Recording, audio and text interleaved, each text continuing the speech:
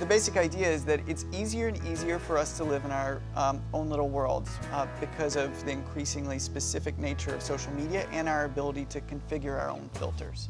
Being a monopoly is not a good thing unless you are the monopoly.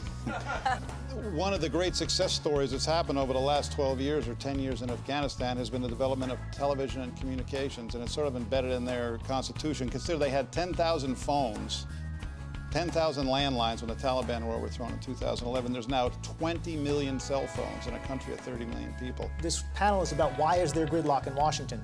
There's gridlock in Washington because Democrats and Republicans don't agree on any issues. We have 50 laboratories of democracy, so we're thinking of our vision for 2020.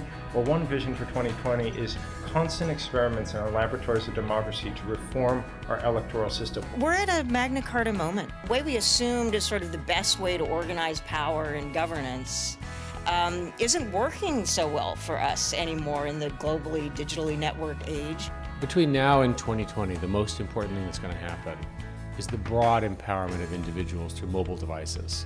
These MOOCs are a powerful thing to find a way to get the Eric Landers of the world and project them, but it is not an in lieu of tool. It is an augmentation tool. With the exception of 9/11 of the 2001, in a typical year, terrorists worldwide kill fewer Americans than are killed by lightning strikes.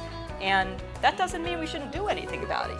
And this is Syria is what we professionals call a mess.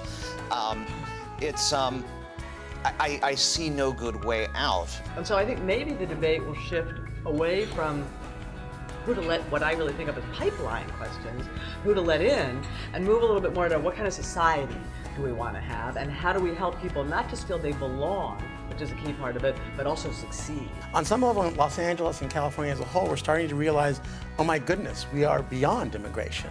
A new study, Del Myers at the University of Southern California, has called this a homegrown state.